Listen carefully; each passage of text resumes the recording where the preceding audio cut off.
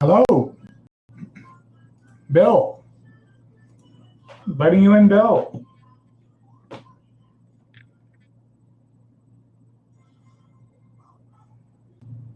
All right, here I am. I have testing. Very good. Whoa. Can you hear me all right? I can hear you loud and clear. Very good. Hopefully Doug will be here in a second. I had a few people on Facebook ask me, are you guys live yet? So I have the live stream published, Bill. All right. To Facebook on the Mike and Bill show Facebook page.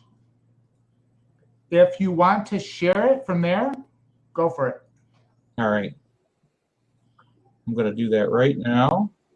Okay. I have 3 or 4 shares. And I'm going to kick off.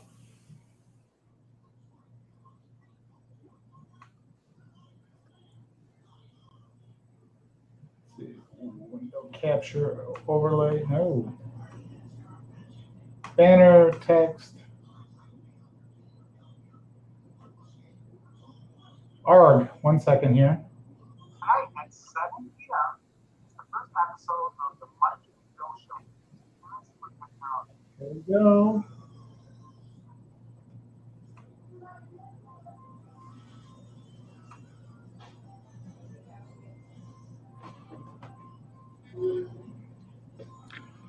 Oh, you're absolutely right. This is like a 2 or 3 person job. Yeah, you need a producer, you know. Mm-hmm.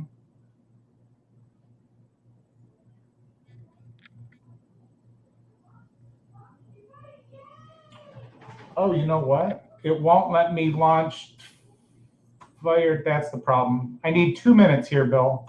All right. I have to log into FireTalk with my other ID. This is a bummer.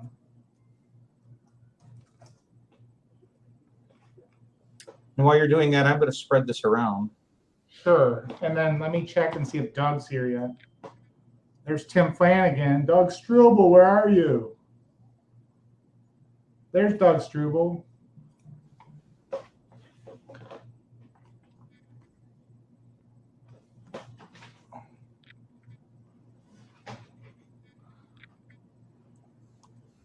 Okay, technical difficulty on the FireTalk end.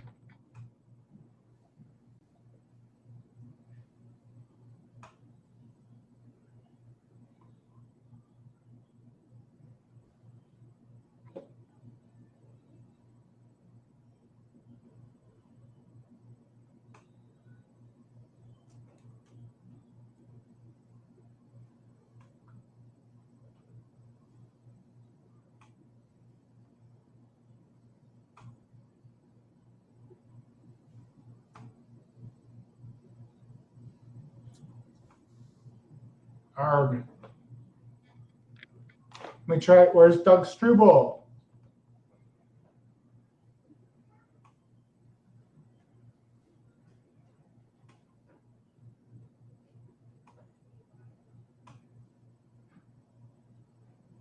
Four minutes late.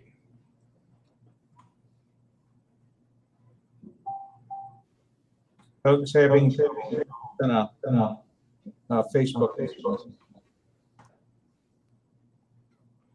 Got it. Send them a link on. Oh wait, I got it right here. Okay, I just sent it to them. Cool. I got the live stream working now. Audio's working. Now I can set this machine aside and do the sharing over here. Where is Mr. Struble? I just sent him the link on an instant message. Okay. We'll give him a minute or two. We should probably get started after I finish this last round of shares.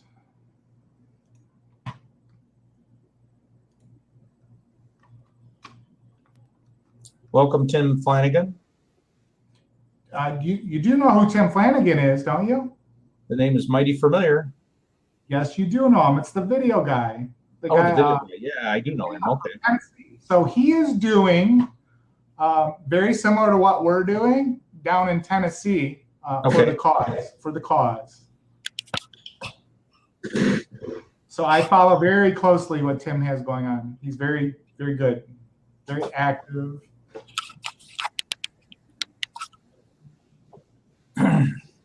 Jay Franco. All right, there's Struble again. Let's go. Jay's in. Okay, great. Cool. Welcome, Mr. Franco. There we go. Wow. Here comes Doug. Very Doug good. Hi, Doug. Hey. So let's get started. Let me real quick give an introduction of why we're here and who I am, and then let you guys take over. And I'm going to start the sharing out on Facebook, which I have yet to do. This is the first episode of the Mike and Bill show. What our mission is transparent. We call it transparency with technology. And what our mission is to help create a dialogue of open, honest, constructive, productive, and yet friendly conversation about how people can use technology, specifically in the political world and with election 2016 upon us, to use this as a learning platform for candidates. So Bill Hartmann is our conduit to those people that can use technology for the upcoming election. Real quick, I'm Mike Lucy, owner-operator of 3V Business Solutions. That's all I have to say. Bill Hartmann, floor is yours. All right, so we decided to put this together, and we're going to talk about some different things. Mike, what was the first topic? Intros real quick. We had to give you and Doug a chance to introduce yourself. Oh, okay. Well, William Hartmann. Yeah, I'm on Facebook, and a lot of people see me. I've been told by some people, they're like, how do you get all over the place? Well, it's just, you have to stay very active, you know. You got to have that fire in the belly if you want to do things in life. And I would say in business and in politics, you need to, you know, have that fire. So you got to move around. And then I'm the vice chair for the Wayne County 12th Congressional District. Also on the executive committee for the 12th Congressional District. That sounds a little confusing. And on the board of canvassers for Wayne County. And I'm very active in campaigning for different Republicans and conservative and grassroots causes. That's it, I guess, or all I can think of right now. Doug? Mr. Struble. I cannot hear Doug. Doug. Try again, Doug. No. Your audio again. We can't hear you.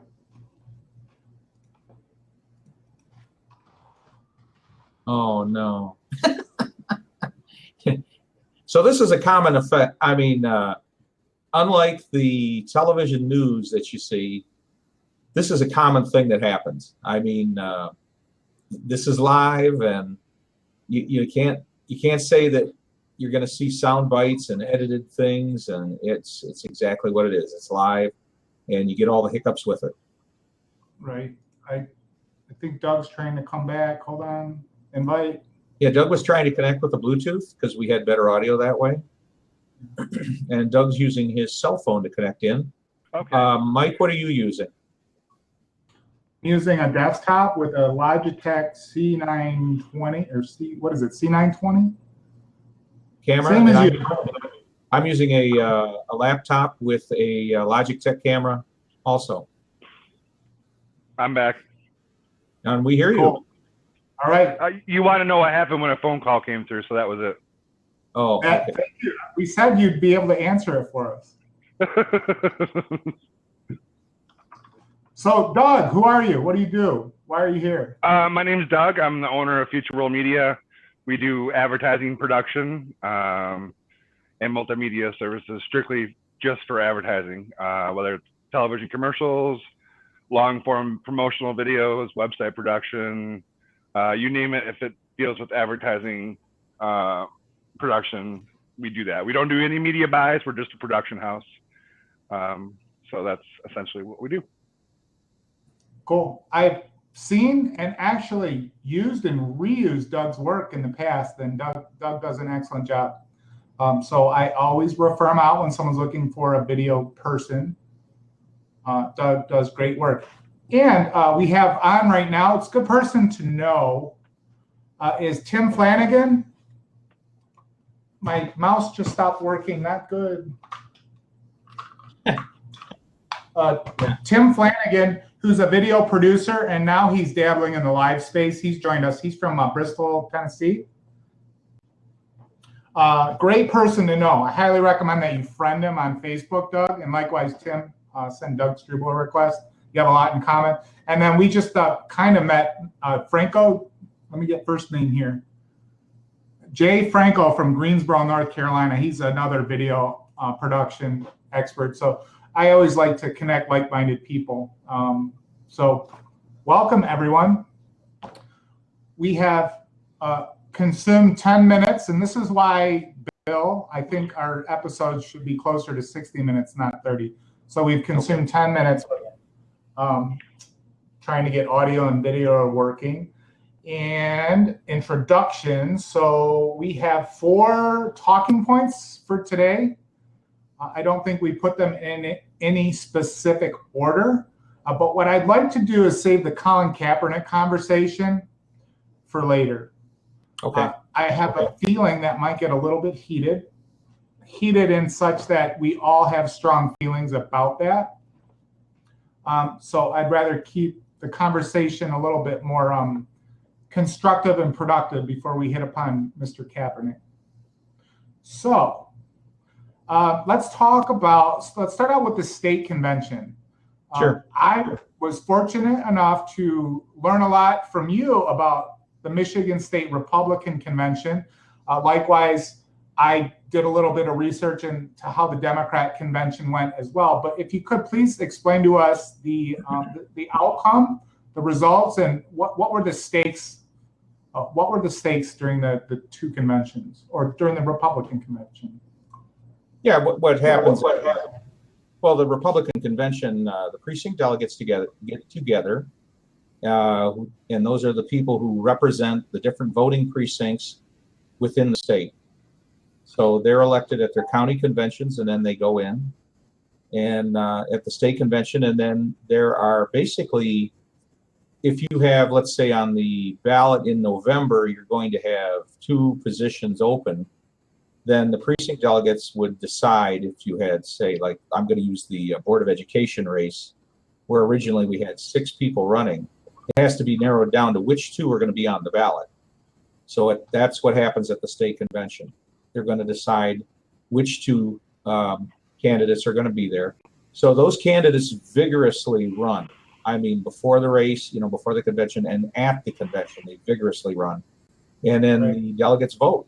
I mean, we have voting machines, just like the type that you have at the regular polls. You fill out the ballot, you feed it into the machine, and then you wait for the totals. Right. Yeah. So, what were the most important positions? Or board positions?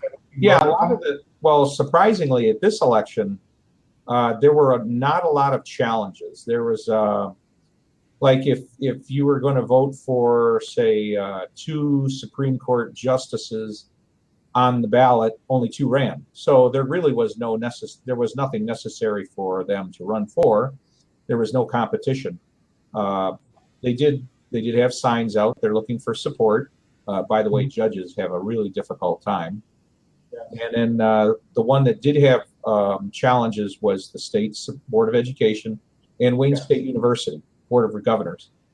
Those 2 were challenged, and we did have to vote on those.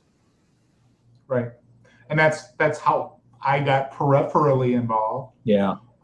So I think I have the election results here from both the Republican convention and the Democratic convention. So once again, the positions at stake are State Board of Education, MSG Board of Trustees, U of M Board of Regents, Governor of Wayne State University, and Michigan Supreme Court. Of those, I know State Board of Education is a hot topic, and the Michigan Supreme Court, obviously. Do you have any insight into the candidates, what we need to know about, what's important, what's not important? Well, I don't know how the Democrats run their convention, so I can only speak for the Republican convention because that's what I'm involved in. Say, let's take the Wayne State Board of Governors. There were 5 people running, and out of those 5, I know several of those people. One of them won, which was Kim Shimna. Or Shamina, I have a lot of trouble saying her last name. She's a nurse. She's got a doctorate also. She's a smart woman, you know, would be very good in that position. The other one that won was Michael Bustio. He's a doctor, also a medical doctor. So, I mean, both of these people are educated individuals. So out of the 5 people, we had to narrow that down to 2. And that's what we did at the state convention. So everybody vigorously ran, and we narrowed it down to Michael and to Kim. So those will be the 2 people represented on the ballot in November. And Democrats will also do the same kind of thing, and they'll narrow it down, and they'll have 2 candidates on the ballot in November. Right. Then the other one was the State Board of Education. So we went originally for 6 people. 1 person dropped out, so went to 5. Or no, we had 7 people that dropped out. 1 dropped out. We went to 6, and then out of that, that one's a little more convoluted, the way the law is written. But it was narrowed down. It came down to Nicolette Schneider, Tom McMillan, and Bill Runco. And since we could only have 2, and Runco was in 3rd place, he withdrew from the election so that we would not have a runoff ballot there. So. It's now up to Tom McMillan, who's a former state senator, and Nicolette Snyder, who is a teacher. Okay. I just posted links to the results from both the Republican and the Democrat. Okay. So it's worthwhile to take a look into. Now, surprisingly, when I was doing my Google searches to try and find the results, the Democrats are doing a little bit better job. Okay, a lot better job with their SEO. The results were a lot easier to find. But, you know, I dug them up. I think it's for anyone that has children, for anyone planning on having children, for anyone that has nieces, nephews, you know, the whole conversation about the direction that the schools are going, the curriculum that they're putting upon our children, you know, it's a hot topic and something worthwhile to get involved in. Now, there was a question by Tim Flanagan, Mike, you can see over on the comments, about how many candidates were using social media and live streaming. Most of the candidates were using it that were in challenge seats. If they weren't, some of the judges were putting it up, and I'm just talking about they started Facebook pages and then they're putting some ads up. And I don't know how they were putting their ads up, if they were just using the boost or how they were targeting it. Runco, I was helping out Bill Runco, so we actually used a micro-targeted list of precinct delegates, so we were only hitting them, and then we only would target them when they got in the Grand Rapids area, and that's where the convention was. So they wouldn't see ads popping up on their Facebook until they got in Grand Rapids. So the results came out pretty good, I thought. Right. I believe we have Tim Flanagan booked in 2 weeks to be a guest on here.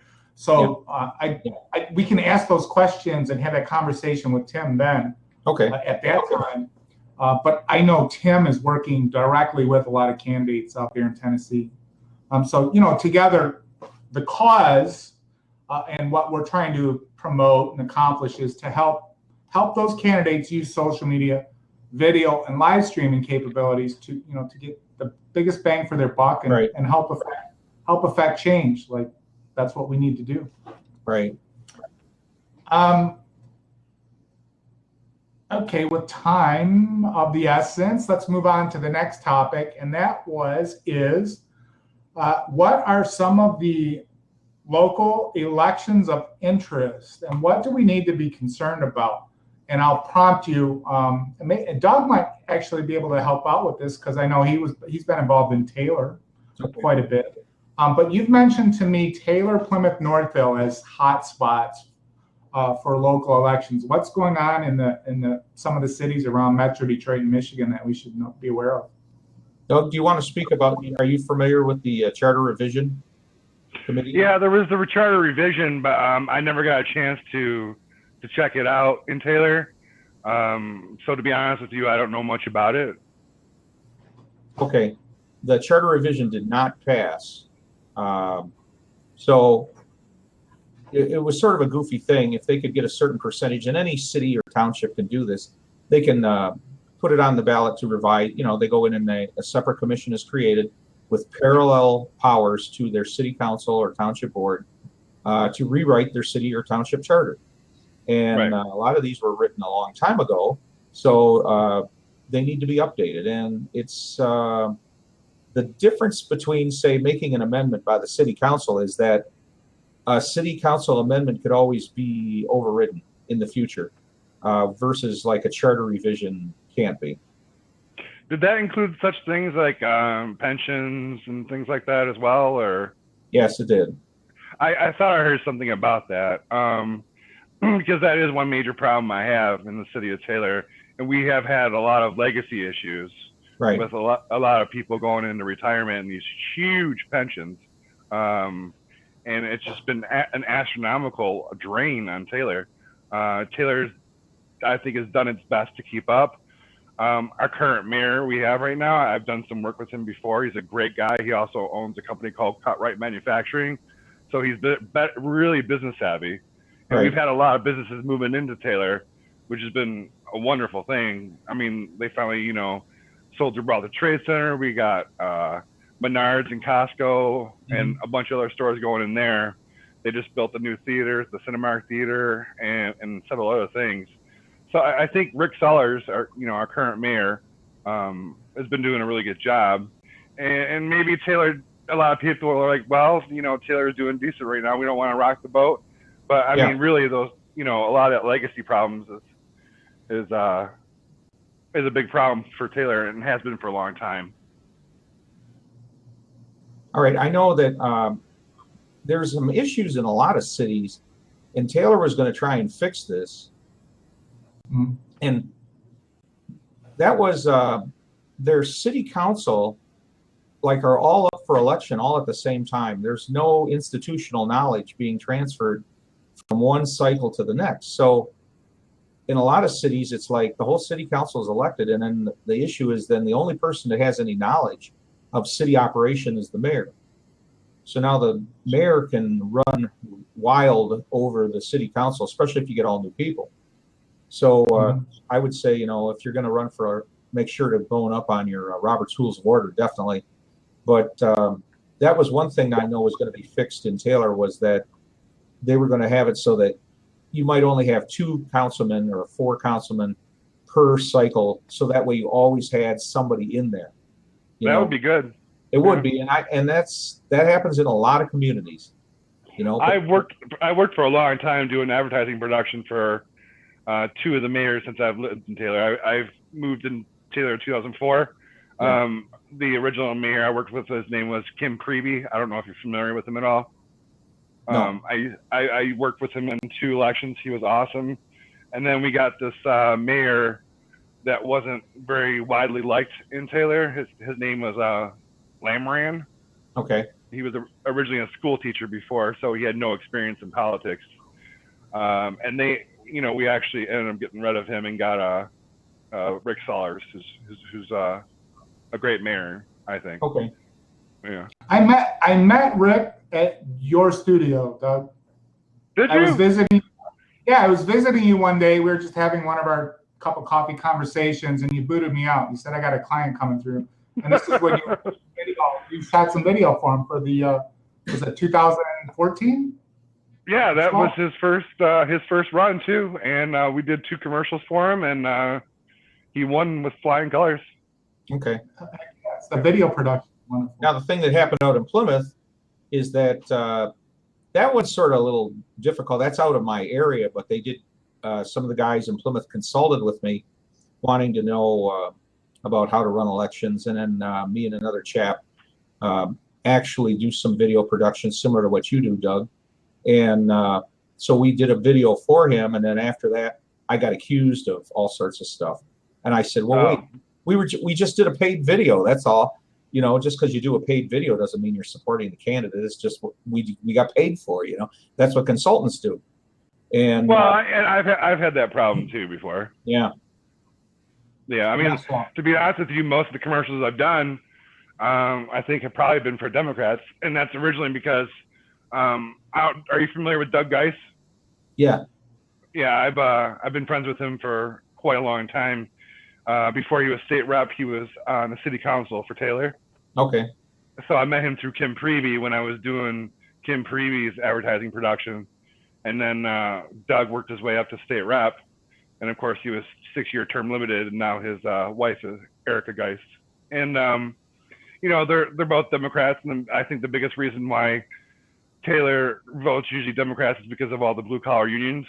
Yeah. And Democrat, you know, they tend to vote Democrat, which is really interesting because a lot of people are very conservative in Taylor, but when it comes to their pocketbook, you know, they tend to vote, you know, for collective bargaining first and foremost because they're thinking of their family. Right. But if you look at issues like the Second Amendment, you know, I've talked to Doug obviously a lot over the time. It's like one thing he will never ever touch because he knows the city of Taylor, and of course Romulus, what she represents, are very pro Second Amendment. Okay. No, I mean that's pretty much it. The write-in candidate won for the township supervisor in Plymouth, and I think they pretty much switched out all of their board, switched to all new people. There was a lot of internal corruption going on, and so that was the reason the citizens were in an uproar. You know, but I mean, they got a new treasurer, new clerk, everybody is new out there. So there definitely is going to be something to happen, you know, out there. That's Plymouth. That was Plymouth, right? Yeah. Yeah, that seems where like a lot of middle class white people are moving to these days. Yeah, it's an upper middle class area. I know my brother did. He was looking for a better school district. Yeah, they definitely. What'd you say, Mike? Where is it that your brother lives, Doug? Oh, my mother lives in Riverview, which is where we grew up. Okay. What about your brother? My brother, he lives in North Canton, but it falls under Plymouth Schools. Okay. Yeah. The three high schools, one. What's that? A high school that's 3 high schools. It's something like that. They got Plymouth Canton and they've got Plymouth Salem. Do they? Can't. Yeah. I'm in a third one now. Oh, then maybe, I don't know. Do you know what the population of Plymouth is? Not off the top of my head. No. Okay. All right. Next topic. Let's do video production. I see Mr. Franco's here as well. So this one's for you, Doug. For all the people that'll be watching this on replay, for all the people watching it now on Facebook and later on replay, help us understand how to pull off the highest quality video and win elections. How to use video, how to produce the highest quality video for the purpose of winning an election. What do you do in terms of best practices and standards? What do you recommend? Well, first of all, I recommend, since I do a lot of advertising production, not just commercial production, I've done a lot of print ads. I've done a lot of print ads for Doug and Erica Geis in the past too. I believe if you're going to run a political campaign, it needs to be well-rounded from print pieces, which people actually can physically hold in their hand and read at their leisure, to repeated messages on television, which will show, you know, the level of quality of their whole, you know, television campaign, internet social media video, obviously just internet social media in general, but combining everything under, you know, because you have is there a dog barking? Oh. Okay. So, you know, on the upper level, you have a whole marketing campaign, and underneath that, you have different advertising production elements. So I think first of all, it's important for a political candidate to have all of their advertising production elements united together. Sorry, we have our guest joined us. You need another chair? Yeah, please. Mr. Hartmann, how you doing? All right. Did you bring me some menudo? I should have. Was that you barking? Yeah, that was Bo barking. Don't give him the squeaky chair. Part animal. He couldn't figure out fire talk on his phone. Oh, okay. Oh, okay. He's just bringing you a good chair. Oh, this is a good chair. All right. So he just drove over then. Yeah, he's just a stone's throw away. Okay. Oh, let me scoot over. Oh, okay. All right, we saved the good part of the conversation for you, but right now Doug is sharing his wealth of knowledge. Oh. Actually, made some really good points. Sorry to interrupt, Doug. Can you keep going? Yeah. So just to recap what I was saying, you have a whole marketing campaign, but all the advertising components underneath it have to marry each other.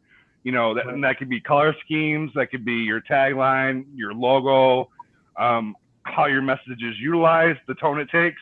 And then from there, you get into some of the meat and potatoes of each particular advertising component, whether it's print, whether it's, internet, social media, your website, or television advertising. Right.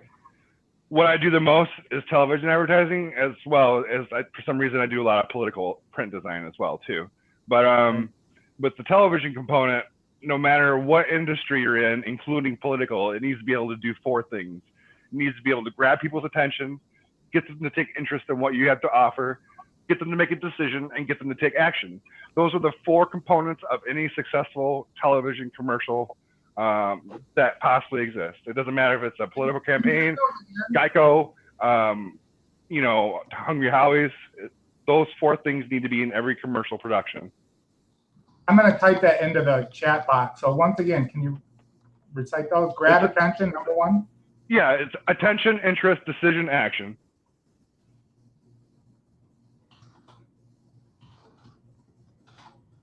And then from there, that's really the only template that any commercial has in common. From there, everything's custom made. So your attention grabber, the commercial, the thing that's going to people pull in and want to continue watching the rest of the commercial, is going to be something that's going to hit home to them. And that could be something that falls under a certain demographic, depending on where you're going to air the commercial. If you are targeting a certain thing, let's say it's political. Let's say something's going on in your city that most people, 75% or whatever of the people, are upset about. Mm-hmm. So that might be something you want to lead in with an attention grabber into the commercial. I know when I was doing Rick Suller's campaign under the current administration of Lamran, they were having problems because they cut the police department by 50%. They were cutting the fire department. They actually closed one of the facilities down. A lot of things were getting cut. And if you look at what Rick Suller's done, is he brought all that back, but he's still within budget. Yeah. It's just that Lamran wasn't spending the money wisely. So when we did his television commercial campaign, we were focusing on those particular issues to really drive people to the polls and vote for Rick. Different cities have different issues. Judges obviously have their own things to deal with. Bill was talking about how sometimes judges have a hard time. And that's totally understandable, because when you look at a ballot, there might be like 18 judges on there or something, So those are the main things that you really need to consider. And then when we do, for some reason, I'm getting some weird feedback. Does somebody have their speaker up louder? I have not changed anything. Okay. Well, that's weird. I'm getting backbeat for some reason. So once you grab someone's, the audience's attention, you want to talk about, the meat and potatoes of who they are, what they have to offer, what separates them from other politicians, those type of things like that are running. And of course, you want to drive them, whatever date it is, August 3rd, November 7th, whatever it is, you want to push the date, and when they need to vote and so forth. So that's your decision and your action portion of the commercial, which usually falls towards the end. What is the action? Vote? Get out and vote, or is it subscribe to get my out and vote. newsletter? Get out and vote for that candidate. Right. Yeah. I have two questions I thought of as you were speaking. Is it sounds to me as if script writing's very important. Oh, absolutely. It's the whole backbone of the commercial.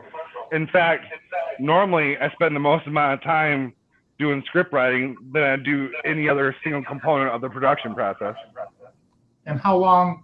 What's an average typical video for a candidate? 30 seconds. 30 I'm sorry. seconds? Yeah, 30. But since we've been doing pre-rolls for the past 2 years, we do a lot of 15s too. And then sometimes some long, what we call long form video for YouTube, Facebook, their website, so forth. And how much collaboration is there between you and candidate when you're writing the script? I usually spend about 45 minutes during the introductory, what I call pre-production meeting. And those are, usually things, I try not to step on anybody's toes. So if they have any preconceived ideas of what they're looking for, I give them the opportunity to express that to me beforehand. If they don't, then I give them my ideas. And of course, that consists of a lot of questions, a lot of Q&A. Some of the things I already asked, talked about before, what separates you from some of your competition, AKA the other politician, and things like that. Depending on the type of campaign style they're going for, it could be a little different. I know with Rick, we included the family. We included some of the stuff from his work environment, from onion cut right manufacturing. People wanted to see that he was kind of business savvy because Taylor was looking to bring back a lot, bring in more business into Taylor. Right. So what happens if you write the script, you turn it over to the candidate, they have to go home and practice in front of the mirror or whatever the heck they do? What if they're just no good at delivering? Like, how do you help coach people to deliver the message, deliver the script? Well, first of all, not every single one of my commercials has them on camera. Sometimes they'll be off camera. Sometimes they'll be on camera. We usually talk about that ahead of time. Sometimes it's a professional voiceover talent. But specifically to your question, though, when it comes to a candidate being on camera, whether it's a green screen or on location or whatnot, what I do is coaching. So I start out with a regular delivery that they would normally do. Then I start adding on suggestions as we move along from take to take to take. So like the first suggestion I might have is use your hands. I'll tell them how to use their hands. I'll tell them how to enunciate things. I'll tell them to come up at the end of sentences because it's a big Midwestern thing to go down on the end of a sentence instead of up. So I'll tell them, think of it as a question, so you come up on the end, like that. Then we'll talk, more about hand gesturings. We'll talk about, several different things like that. But I usually take it one step at a time, not to overwhelm them. So first take will just be a regular take, and then so forth.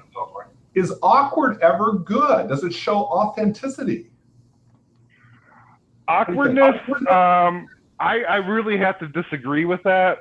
Not really disagree, but I don't think it really ever has much of a place, because if you're running for a political office, you want to show, authority. You want to show mastering of what it is that you're running for.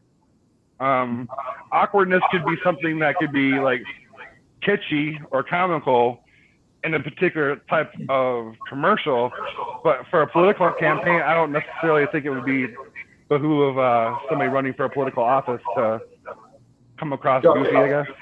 Yeah. What's your take on live streaming for political candidates? You come at it from the on-demand perspective. Sure. What's your take? Where do you think live streaming fits into the equation? I think live streaming fits into the equation. Okay, let's say you've got some of your print pieces. You've seen the television or commercial on television or on pre-roll video or whatnot. So you've seen a polished version of it. But maybe you really want to know what the candidate's like in everyday life, Right. Because these forms of advertising are very polished, and people know that nowadays. People are much more educated about advertising than they were back in the 70s, or even the 80s, I believe. So that's kind of to your point of awkwardness is getting them in front of the camera in a natural way. And that might be more of a place for it too. I think advertising production should be polished. Okay. Yes. What about niches? If you're a candidate, wouldn't it be great to address just Chamber of Commerce people, or the old folks home, or I don't know, PTA meetings? Just a group that's cohesive that you're going to address their concerns. I don't know, just logistically how you do it. Well, in that case, it's where do you place the asset for that audience to see it, and that ultimately becomes a challenge. That's not Doug's problem, placing the media. His problem is the production. Oh, okay. Creating the script and producing the video for that audience or segment. Then it would be someone like my job to make sure that video is put in front of the right audience. Like, you don't want a video produced for an old folks home put in front of 30 millennials. That makes no sense at all. Yeah. So it's a great question. Do you ever have the opportunity to do multiple videos for multiple audiences for the same candidate?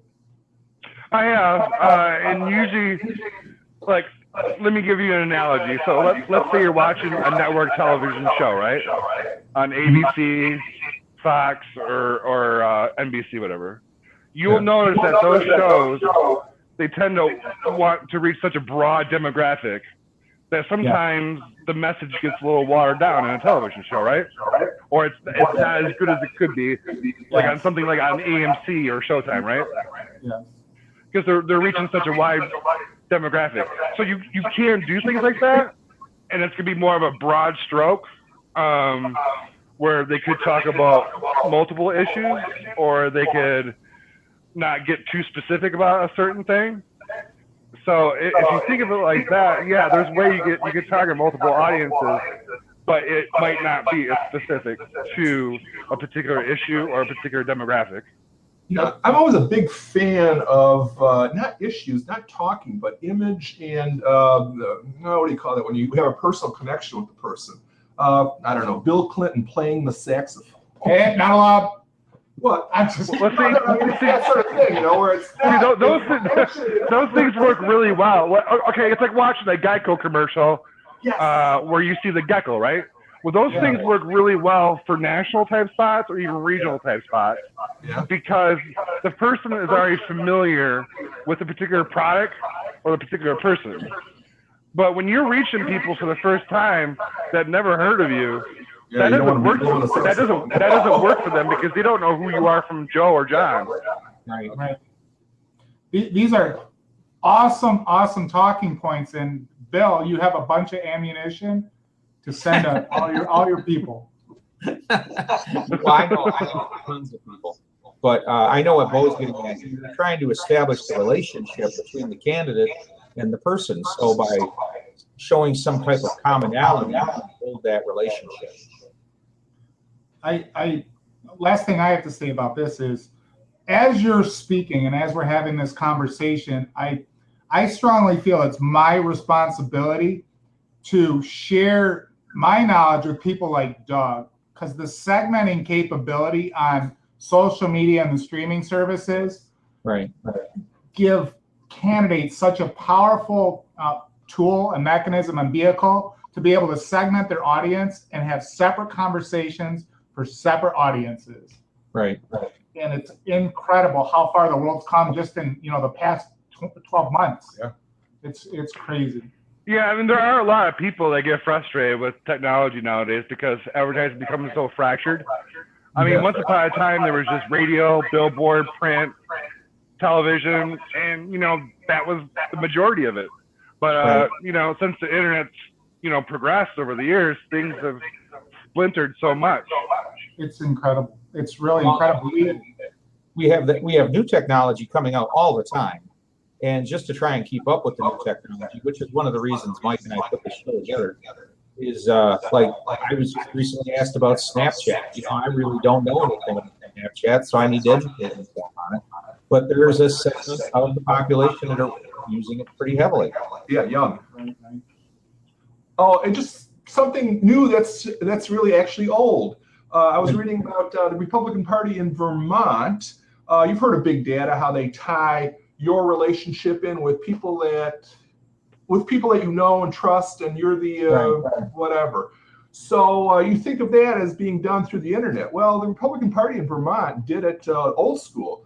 They went to look at yearbooks and to see what people lived, which of those people lived near you, and some other odds and ends, which were not internet related at all, yet still did the same function. It might be costly, but I was surprised that they could do it in a non-internet setting. We have now. This is proprietary information. No, it's all for. I won't repeat it. It's all for the common good. Just to further the conversation about segmenting audiences, Bill and I did an analysis, a big data analysis on Facebook on the back end. And what we did is we took a look at the demographic of people on the right and in the middle. And we looked at it's called the affinity groupings on Facebook. Mm-hmm. And what Facebook will regurgitate back to you are such things as where they shop, how they shop, whether they spend cash or credit, who their favorite entertainers are, who their favorite sports figures are, so on and so forth. There's about 100 different categories and brand affinities that those two segments have. And when you look at the data for middle versus right, left versus middle versus right, it's very, very clear the message that needs to be constructed and delivered. What's the right's favorite rock band? Pink Floyd, overwhelmingly. Yes, who would have thought? What's that? Metallica. Who doesn't love Pink Floyd, right? Yeah, apparently it sounds like it more than others. Well, Mike did another video specifically talking about those things that he's talking about right now. Whiteboard. Remember, Carl Rove used to have his chalk talk.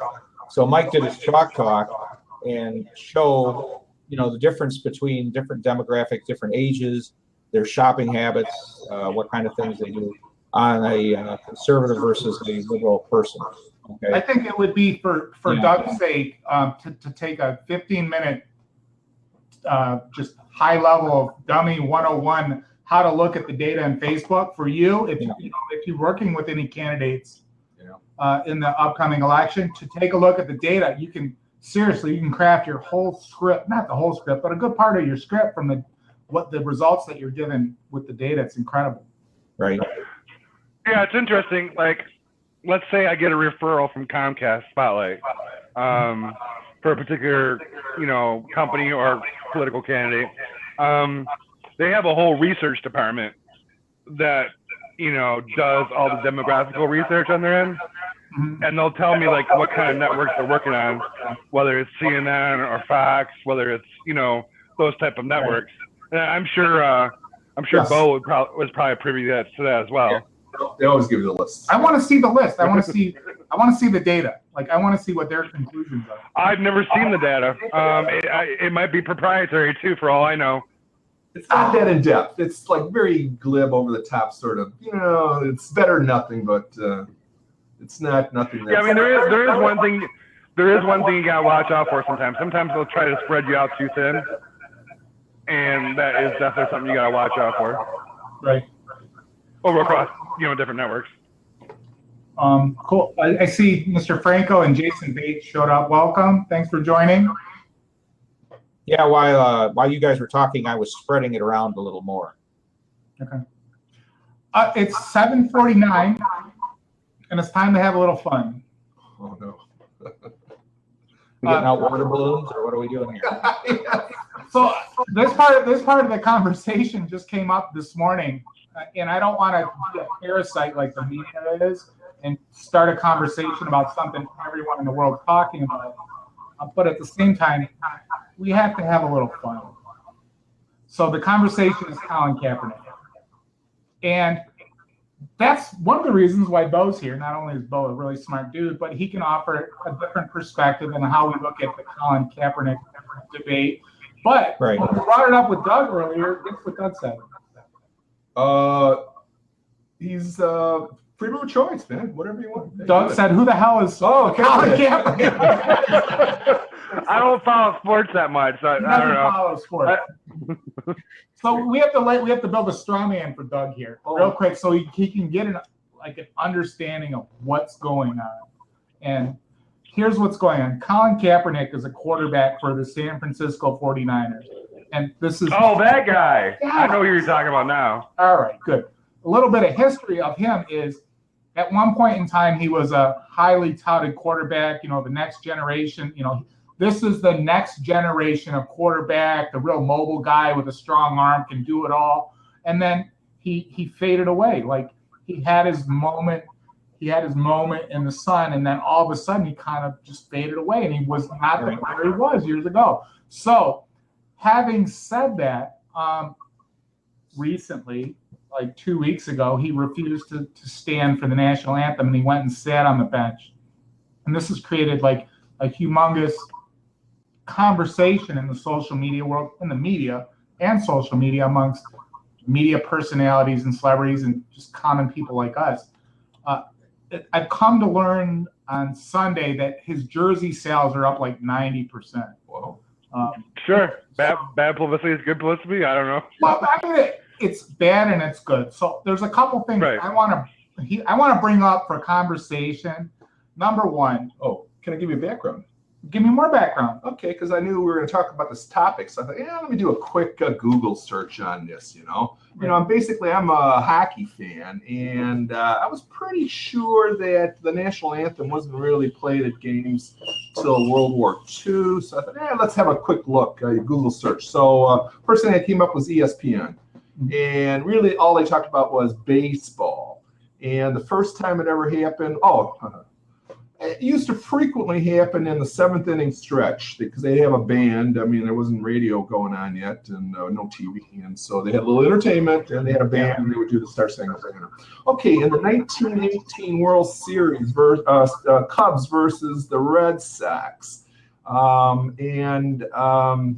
There was a player who had already been inducted into the armed forces. And he was stationed, I don't know, in North Chicago or something. And he was allowed to play during the game because it was his week off or something. I don't know. So when the seventh inning stretch band started playing, he originally went to attention and it caught on like a firestorm after that. Now, they did not regularly play the national anthem thereafter until the late 30s. They would play it at World Series games and they would play it on some holidays. But until the late 30s, and I don't think it was the national anthem until 1934. So it wasn't regular, I want to say, until World War II that you actually did stand up for the national anthem. But it's been a tradition since 1934. Yeah, okay, all right. So, that's stuff. But, I just want to put it in perspective, give it a little historical background, and obviously it's strong now. And that's all I wanted to start out with, just to give that little bit of historical perspective. Right. So, yeah, that's interesting. Everyone raise their hand if we feel that he has the right via First Amendment to do that. I raise my hand. It's not a First Amendment, but okay. What is it then? There's people in the House that have done that before too. So yeah, it's his right. So no one's arguing that. Yeah. Well, again, he's an entertainer, and I find it extremely hard to believe that there ain't some sort of, I don't know what they call them, morals clauses in any kind of professional athlete or any kind of actor, actress's contract that says, hey, we don't want to see you smoking pot on TV. We don't want to see you break the law. We don't want to see you use the N-word. We don't want to see you do anything controversial. And if you do, we have the right to fire you, Right. They have their own set of almost laws within those things. I don't know what that is, but I'm sure it's somewhere. Well, like you were saying. Just again to refresh my memory, what exactly is he was protesting again? He's protesting Black Lives Matter. Yeah. Okay. So it's his way. Because people have been posting all sorts of stupid memes on Facebook, from social inequality to whatever, but from what I've seen, it has nothing to do with what the reason why he's correct. He sat down during the national anthem to protest the country and the country's position and treatment of not only black people, but minorities as a whole. Right. Oh, let me add a little something to this. Stirring the pot. Yeah, stirring the pot a little bit. I didn't actually know what the lyrics were to the national anthem. And that was, abundantly put out over the weekend by all kinds of people saying Francis Scott Key, well, he was a slave owner. And a lot of slaves went over to the British side in the War of 1812 to fight for the Brits against the Americans, So there's some definite lyrics in there that we're going to F you up if we find you. So I can see another reason why a black guy might say, I'm not really a big fan of that song. I don't know. Yeah, but back then, who wasn't a slave owner? Come on. I mean, people complain about Jefferson, Oh, yeah. And Jefferson was a great man, but he was a slave owner. Oh, yeah. Yeah. So I came across two stories that bother me with the Kaepernick conversation.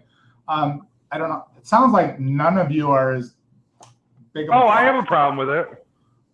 Well, I do too. Well, I have a problem with what he did. I'm not going to say he should be denied his rights, but right, exactly. Except the I think if he's standing up against disenfranchised African Americans, yeah, he's filthy ass rich.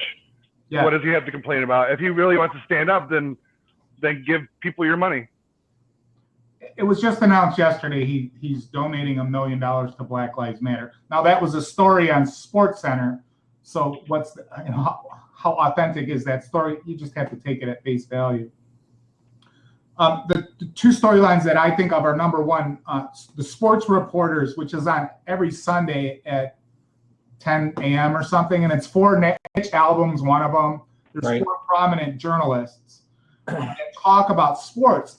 And they brought this conversation up, and all 4 of the journalists they took the position of pro Kaepernick and defended his right to do this. And I feel as though they went overboard. And they said such things as what Bo mentioned earlier is they said, quote unquote, I don't understand the proliferation of having to play the national anthem during all sporting events. When I heard that, it made me angry because it's not proliferation. It's been the way it is since I was a kid. Every sporting event I've ever watched, the national anthem was part of it. So it's not proliferation. And I think for Bill, this is another example of the news media not being honest and transparent. That's a ratings-driven argument they were having. It is. Yeah, that is true. I mean, the news media is going to promote anything that gets them ratings because then it's going to put up their ad share and they can charge more for commercials. Correct. So it's money driven totally. Stir the pot for sure. And across the board on ESPN, every single journalist is taking this position. No one's coming out on ESPN in the media with the anti-Kaepernick position. Nobody. Oh, I don't know about that. I've seen on ESPN. On ESPN. I don't watch that channel. Well, I mean, that's not very PC either. Correct, but I know somewhere out there has to be a sports journalist that's scratching his head saying, this is not right.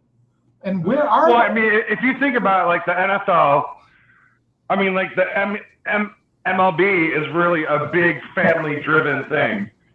Yeah. If that were to happen in baseball, I think I would have a hard time finding that to happen in baseball. Just because How about NASCAR? more people would get upset. That's about the same. You won't. But I mean, because there's all sorts of stuff that happens in the NFL, and it doesn't really all the time change things per se. You got so-and-so beating up his girlfriend in the elevator.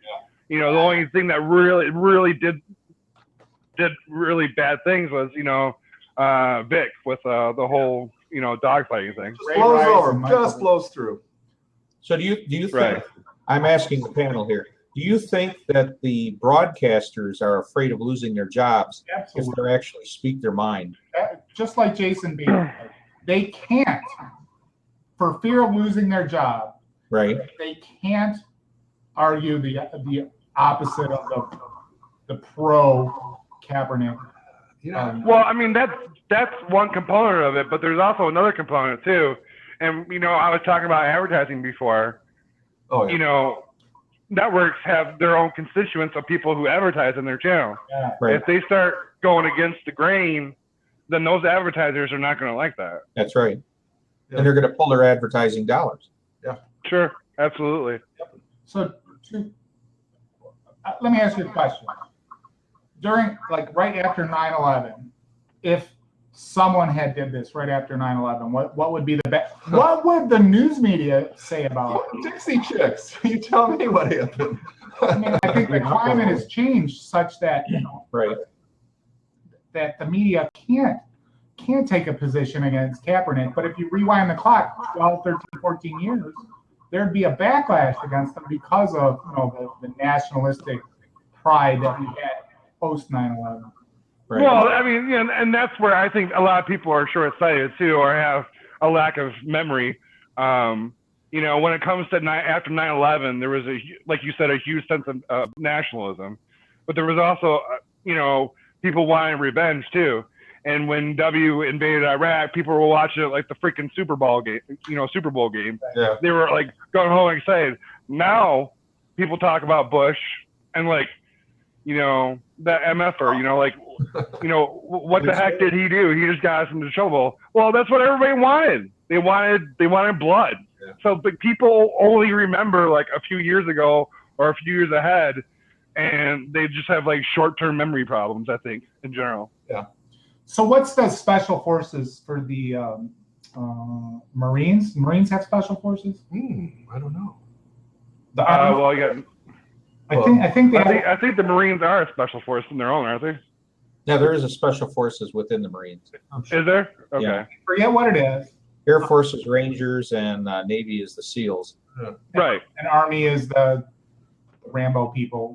Well, that's Rangers. That's the Rangers. I don't know what That's the Air the Force. I Rangers? don't know what the Air Force has, but All right, so there, part of the story is so Kaepernick sat down during the national anthem, and he received a phone call from a black gentleman that was in the special forces, and the guy called him and he said, "Look, I understand both sides of the argument. I'm a black person, but I'm also very, proud of my country." Sure. He says, I totally disagree with you sitting down.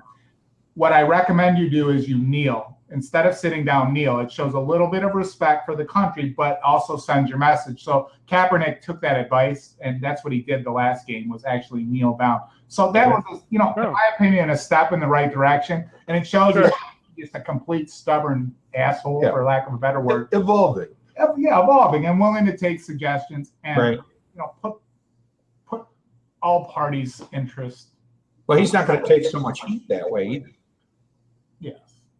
No, his arm's going to take the heat, so we don't have to worry about where this is ending. All right. So my last objection to this whole thing is, why does POTUSA, why does he have to air dirty laundry in China? Like, why? What dirty laundry? I'm not familiar with this. Can you please fill me in? Okay, so it was this past weekend when President Obama, was in China. He was asked by a journalist, and he had the conversation about the cause and Colin Kaepernick, and he specifically cited the First Amendment rights. I should look the article up and post the link in here. But this comes on the heels of him post Minnesota, when we had the issue in Minnesota and Louisiana, when he aired dirty laundry in Poland. And now he's airing this dirty laundry in China. Why can't he do something? It would make me feel better as an American if he were to say, I'd rather not comment right now. This isn't the platform or stage. I'll wait till I get home. And then when he gets here, address the nation within the boundaries of the nation, and he can say whatever you want. But why? Well, you said he was exercising his First Amendment right? But that's what President Obama But that's said. not true. He's He's not a country. He's representing the United States at a conference, representing the United States, and he's talking about shortcomings in the United States in front of this foreign delegation, which really has nothing to do with what's going on, what he's talking about. Now, myself, I think it's just because he's just being a camera hog, because he knows the cameras are on him, so he's just going to use that time. Unless he was trying to make a point to China being a communist country, and they wouldn't be able to do such things there. I don't know. I don't know about that. I don't know either. I mean, I'm not really fond of Obama, but maybe that's what he was doing. I have no idea. So the Blaze is a right-leaning. Is the Blaze right or What's left? that? I have an article here. the channel The Blaze. Is that right or left? I'm trying to find his. Looks right. It's right, I think, isn't it? I think I'm trying to find a neutral written news Oh, article. good luck with that. Oh, I don't know. I'm pretty good at the internet. USA Today? You're looking for what, a neutral news site? Something other than Right. Yeah, let me put another spin on it. Let me put another spin on it. It took place in China, and the treatment that Obama received from China over the weekend. It was horrible. Yeah, it was horrible. I mean, I would have got on that plane and said, "I tell you what, we're going to San Francisco to party. See you, sayonara." You know. Oh, I would have been like, "Oh, no ramp. Okay, see you later. Fly off." How am I going to do that later? That's whatever, you know. So maybe he's getting across the idea that, hey, in the United States, people can do stuff that your people can't even dream of. Now, I don't know if this made it to the Chinese public, but you know, if it did, I'm thinking maybe that was the play. I don't know. Okay, I think their media is very censored there. Oh, extremely censored. Their internet, everything. They have their own Google version. They have their own. Right. They have their own whatever. I mean, when you live in a place like that, and if something does leak out, you're like, wow, that's pretty eccentric of the United States or whoever, you know, because they're used to a certain way of life. You know, whether you're a socialist country or whether you're a communist country, you live under a pretty tight rule, and things are just a norm to you. And anything outside of that is sometimes not really fathomable. Well, you know, that's why ham radio, that used to have Voice of America. Yes. Because that way you could broadcast into Europe all the time across the Iron Curtain, so they could hear what was going on the free side. Well, no, I think don't we beam a signal into Iran as well? I believe so. Voice of America can be heard worldwide on shortwave. Yeah. Sure. But you would know the techniques better than everybody. VPN. okay. And all kinds of obfuscation of where the signals are coming from. And I was reading an article over a Chinese dissident over the weekend. He says, "Man, yeah, we're kind of we are censored, but we get our blog out. It'll take them at least a week to take us down. In the meantime, everybody that wanted to see it saw it, you know." Mhm. So it's a cat and mouse game, and they've been doing it for a long time. And I don't know. If you were a newbie, how much you'd be getting done. But by the time you're 28, I'm thinking you know your way around the internet there. You know, if you want porn, well, you know. Right? What? Who's laughing? Okay. So I think this is my homework for the next week, and we can come back next week, Bill, and touch upon this again. I'm going to take this. I'm going to do research on what was actually said in China by President Obama, and I'm going to look for sources on the left, in the middle, and on the right. I'm going to try to find and how they've spun this story. We'll do a quiz. Left or center. Right. Yeah, our first quiz. Right? Whoever has the highest points. Because I opened two articles now, one on the left, one on the right, and they're just two radically different. Yeah, they're two different articles talking about what appears to be different stories, but it's the same story. Okay. So that's my homework for the next week, and it's now 8:08. We went 38 minutes beyond. So, Mike, I thought we were getting started. Well, I want to know, Mike. So, what are we going to be talking about next week? Well, let me pull up our schedule, Bill. Thanks for asking. And hey, Doug, thanks for joining, dude. Yes, I had fun. I see Doug's got his home defense behind him there. Yeah. That's my World War II German Socialist Workers Party liquid cooled machine gun. Hey, Doug, we need you in green screen next week, coming live from Paris or somewhere. Right. Or some strip club showing something in the background. Bo's going to see this schedule, and he's going to be like, "You right-wing fanatics." So here we are. Next Wednesday is Media and Transparency with Ken Thompson, an attorney from Grand Rapids. Okay. has yet to be confirmed, but we hope to have him on. We're going to be talking about spin. So my homework for next week will dovetail really well into that conversation. Right. On the 20th, we have Tim Flanagan from Tennessee, who was with us for a while, and it's technology and elections, how to use social media, video, and live video as a force multiplier. On the 27th, this is probably going to be rescheduled, but it's new technology with young people. How candidates can use newer technology to connect with young people using Snapchat, Instagram, and a few other platforms as examples. We are still looking for a young person to teach us Snapchat. Bree Riley cannot make it. Dave Thomas is my next target. And Bill's also... talking about new technology with young people, this month's Wired magazine has a huge article, I guess, looking like it's aimed at parents, saying, hey, this is how your kids use the new social media. They don't use Facebook. They use all these other ones. And here is how you're not supposed to look like an idiot. If you actually pick up this program, here's how not to look like an idiot by the things, the do's and don'ts. You know, so I thought, very interesting. I wasn't really interested in that topic, but now that it's up, you might want to use that as a primer. Okay, what's the title so I can write it down? I don't know. Do a Wired Snapchat and do this month. Okay. Yeah, I check on Mashable too. They have a lot of really good articles on there about new technology. Because we don't have someone scheduled for that one, it's probably going to be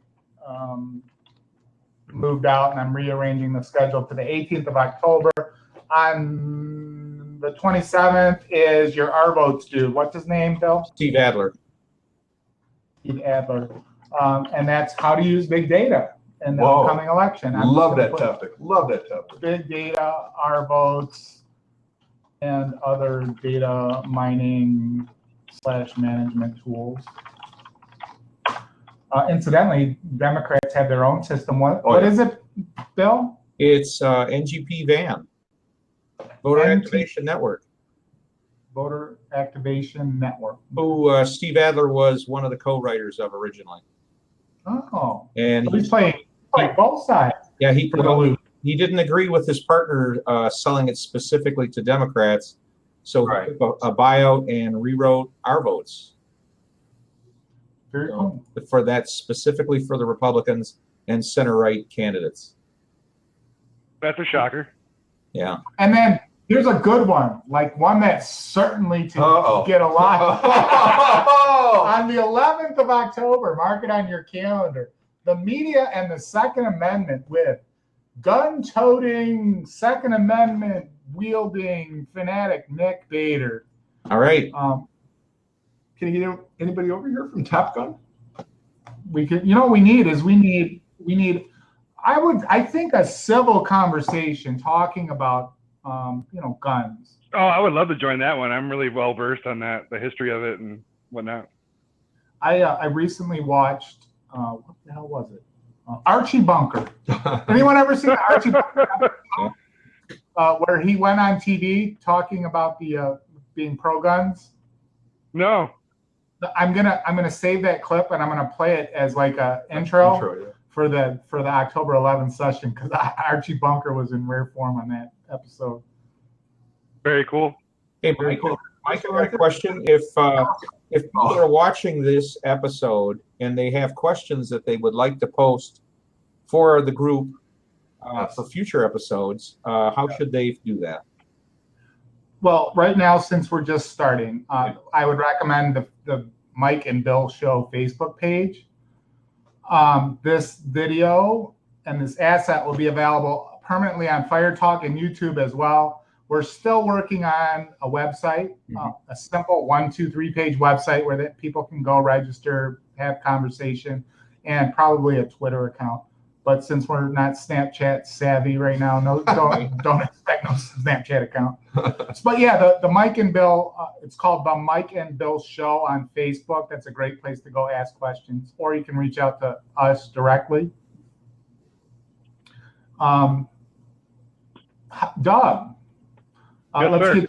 let's get you a little plug in there. I expect a lot of people to watch this once Bill starts to distribute it. If anyone has any questions, comments, concerns, or is looking to hire a video production or advertising production expert, how do they get a hold of you? You can call me at 734-250-1300. Our website is futureworldmedia.net. We also have a page on Facebook, LinkedIn, of course, too. Hey, Doug, could you repeat that phone number again? 734-250-1300. All right. Yeah, let me put in my plug for Doug, the greatest producer ever that I've ever seen. Talk about script. We didn't even have a script, and it came out beautiful. Is that your script, Doug, that you did for Bo? It wasn't a script. We just did it on the fly, and That was probably one of the most hilarious attorney commercials I've ever done before. I had such a blast doing it. I was thinking about the other one where you had the green screen in front of the Joe Louis fist. That one. It was beautiful. The other one was slightly scripted.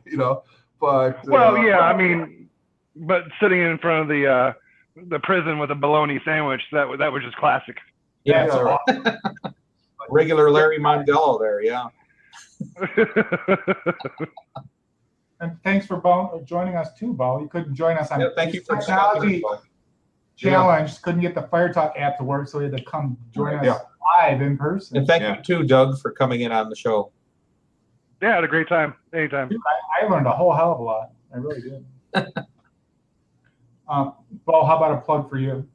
Oh, okay. I'm attorney Bo Shimmers. I do divorce, family law, driver's license restoration, criminal matters, a little smattering of personal injury. If you want to get a hold of me, I'm in the Horizon building in Taylor. My phone number, it's area code 734-282-0200. Don't get shit on. Get Shimmers. And you can look him up on YouTube, some of his old commercials. Yeah. I love it. That's great. Is that when he had long hair? Yeah. Yeah. I used to have long hair too.